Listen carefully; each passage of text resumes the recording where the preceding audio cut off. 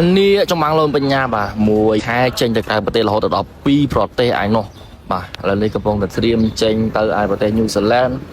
ក្នុងការប្រកួតលក្ខណៈគុណខ្មែរដណ្ដើមខ្សែក្រវ៉ាត់ក្នុងនោះដែរគឺកីឡាករលូនបញ្ញាបានបញ្ជាក់ក្នុងន័យថាគឺចង់បានខ្សែក្រវ៉ាត់មួយគ្រឿងទៀតកុំឲ្យមានលេខសេះភាសាតារាល់ថ្ងៃគឺមានខ្សែក្រវ៉ាត់7ខ្សែហើយអញ្ចឹងយើងលេខសេះទីចង់បាន8ខ្សែប្រហែលជាល្អអញ្ចឹងចង់ដឹងថាយ៉ាងណាបងប្អូនតោះយើងចូលទៅស្ដាប់ការសម្ភាសទៅកាន់កីឡាករលូនបញ្ញាទាំងអស់គ្នាតែពីប្រកួតទាំងណាលើពីប្រកួតណាបាទ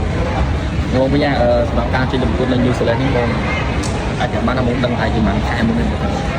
ដឹងយូរដែរដឹងមុនតែអាមេរិកដឹងមុនតែអាមេរិកចឹងតុងតូជាខែទី5ទៅមុនចូលឆ្នាំអូដល់ដែរមុនចូលឆ្នាំគឺដល់ឥឡូវបានចូល3ខែបាទដឹងប្រកាសជា4គឺវាព្រោះនៅđấyគឺហាត់បានរហូតដែរយើងប្រកួតជាប់រហូតបងតែគិតថាតាំងមកទៅមកពីអាមេរិកឥឡូវទៅខាងទៅយូរទៅតាំងតែយើងនឿយដែរបាទឆ្ងាយអាមេរិកយើងទៅឆ្ងាយក៏សាច់ជីយើងហត់17ម៉ោងហើយតែទៅយូរទៅនេះពីបានមក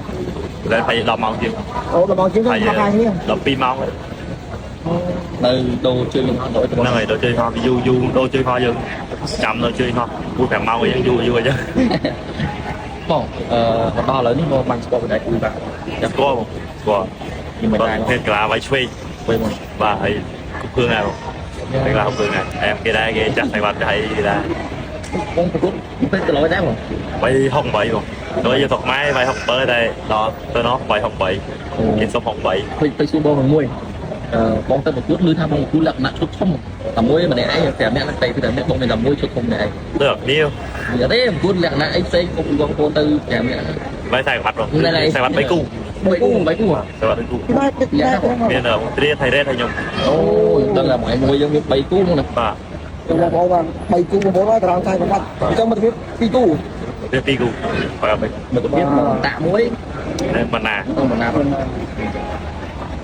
អូបងយោចេញទៅតារាមខ្សែវ៉ាត់ទៀតហើយបងញ៉ាំលើខ្សែវ៉ាត់មកនេះបើគ្រឿងហ៎បើគ្រឿងបាទលេខសេះហ៎បាទលេខសេះហើយមកលេខគូបងដាក់ដាក់ទេសំទុំលោកហ្នឹងមកយើងទៅហ៊ានពងពួរមកយើងទៅក្រៅទេគេអាទិភាពយើងហ្នឹងបាទប្រាប់ខំប្រឹងប្រែងតាមខ្សែវ៉ាត់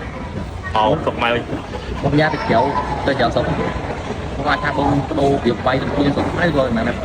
វាយដល់គ្នាដែរគាត់ថាកាឡាស៊ូយើងអត់ដូចល្អនៅក្នុងខ្មែរទេបាទហើយយើងវាយនៅក្រៅទេវាយដល់គ្នាតែយើងសំកម្លាំងយើងនៅខ្មែរអត់មានហេតុអ្វីដែរកម្លាំងយើងអត់ដល់ដូចនៅខ្មែរទេក្រៅទេយើងជិះហោះទៅដើរឆ្ងាយហើយអាកាសធាតុហោះចុកអី